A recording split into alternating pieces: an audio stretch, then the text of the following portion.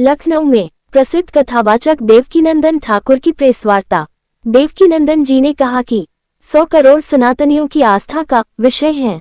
दिल्ली में 16 तारीख को सनातन धर्म संसद होगी। हमें भी सनातन धर्म बोर्ड का गठन चाहिए। हम सरकार से सनातन धर्म बोर्ड तारांकन के गठन की मांग करते हैं। इस बोर्ड का गठन तभी हो जाना चाहिए था जब वक्फ बोर्ड बना था। बालाजी मंदिर के प्रसाद में मिलावट करने वालों को कठोर सजा की मांग की।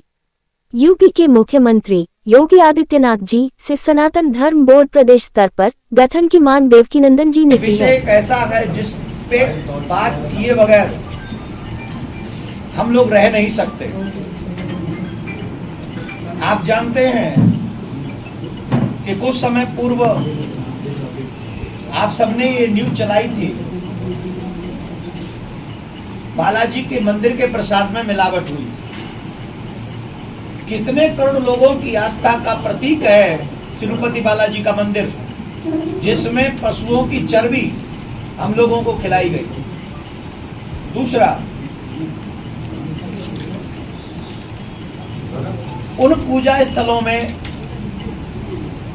जहां हमारे देवी देवता निवास करते हैं, उन पूजा स्थलों में वो लोग भी कार्य कर रहे हैं जिनकी कोई आस्था देवी देवताओं में नहीं।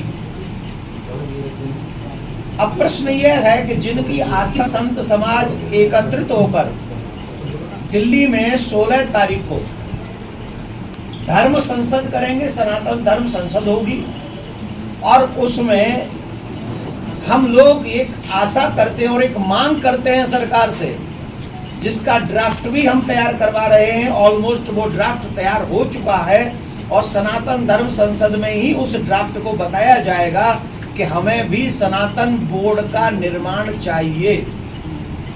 होना तो यही चाहिए था कि आजादी के बाद 1947 में ही या 1954 में जब वक्फ बोर्ड बना, उसी समय सनातन बोर्ड का गठन हो जाना चाहिए था, तभी ये कंट्री सेकुलर कंट्री मानी जाती। पर बहुसंख्यक लोगों की आस्था का ध्यान नहीं रखा गया और ये कहते हुए मंदिर अपने पास में रख लिए कि हिंदू लोग अपने मंदिरों का रख रखाव करने में सक्षम नहीं है। बाकी के किसी की पूजा पद्धति को, किसी भी जहां उनके लोग अपने श्रद्धा रखते हैं उन देवालयों को, किसी को भी आप समझ लीजिए, नाम में नहीं ले रहा हूं किसी का, उनको उन्होंने फ्रीडम दे दिया कि तुम्हें जो करना है करो। लेकिन सिर्फ और सिर्फ मंदिरों को अपने कब्जे में रखा गया। 3 लाख करोड़ प्लस जो मंदिरों से धन आता है, उस धन का भी दुरुपयोग कुछ सरकारों ने पूर्व में किया है। और हम नहीं, आप भी जानते हैं इस बातों को, इन बातों को आप भी जानते हैं। इसलिए अपने सनातन के उत्थान के लिए, अपने मंदिर व्यवस्थाओं की पवित्रता बनाए रखने के लिए, अपने बच्चों को संस्कारी बनाने के लिए, गौ माता की सेवा करने के लिए और आने वाली नेक्स्ट जनरेशन को सुरक्षित करने के लिए 16 तारीख को जो धर्म संसद होने जा रही है, उसमें हम सनातन बोर्ड की निर्माण की मांग, कृष्ण भूमि के मंदिर के निर्माण की मांग प्रमुखता से उठाने जा रहे हैं। और जिन्होंने जो सबसे बड़ी मांग हम रख रहेंगे, उसमें सबसे पहले सनातन धर्म बोर्ड का निर्माण हो, कृष्ण भूमि के मंदिर का निर्माण हो।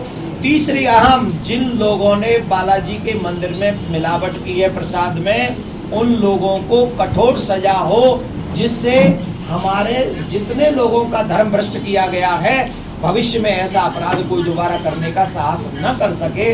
इसके लिए उन्हें भी कठोर सजा होनी चाहिए। आज हम लखनऊ में बैठे,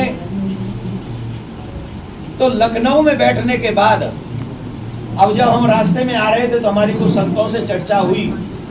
उन संतों ने कहा कि उत्तर प्रदेश में हमारे योगी जी की सरकार है, अर्थात एक संत की सरकार है, तो हम ये कहेंगे कि दिल्ली में 16 तारीख को संत संसद के बाद सबसे पहले सनातन बोर्ड का निर्माण और गठन अगर उत्तर प्रदेश की सरकार श्री योगी सरकार करती है तो ये हम सब संतों के लिए और सनातन के लिए एक अहम कदम होगा।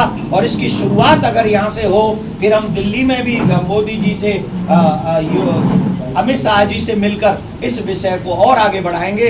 और 16 तारीख को सभी सनातनियों से हाथ जोड़ के प्रार्थना है, मेरे पास न धन बल है न जन बल है, मेरे पास कोई बल नहीं, मेरे पास सिर्फ सत्य का बल है और ठाकुर जी का बल है और आपका बल है। आप जितनी बड़ी संख्या में दिल्ली में पहुंचेंगे, मुझे लगता है उतने ही बड़े पैमाने पर सरकार हमारी बात को सुनेगी और सनातन बोर्ड का निर्माण होगा। अभी मेरे पास में कुछ मांगे आई हैं, महाराष्ट्र में कुछ संगठनों ने मांग की है कि नहीं की है, आप लोगों के पास भी खबर होंगी। वो उन्होंने विपक्षियों से कहा है, विपक्षी मतलब जो वहाँ अभी सरकार में नहीं है, उन लोगों से कहा है, कुछ मांगे रखी, उनमें से कुछ मांग बता देता हूँ कि आप जम के बिल वक्फ बोर्ड का जो बिल आ रहा है उसका विरोध करिए, नौकरियों में 10% आरक्षण दिलवाइए, और सबसे बड़ी बात है 1000 करोड़ रुपए हमको देने का वादा करिए। ये कुछ मांगे रखी है जो प्रमुख बता रहा हूं, उसमें से एक और है कि जितनी भी कोई व्यवस्था जिससे हम आप लोगों तक पहुंच सके, लेकिन आपके पास में है व्यवस्था जिससे आप जन जन तक हमारे सत्य को पहुंचा सकते हैं कि सनातनियों ने बहुत सहाय आजादी के बाद, जितना सनातनियों ने सहाय शायद ही किसी ने सहा हो इस देश में। और कितना चाहते हो कि हम लोग और सहें? अब इससे ज्यादा सहा नहीं जाता। हमने अपनी बहन बेटियों के टुकड़े होते हुए देखे इस देश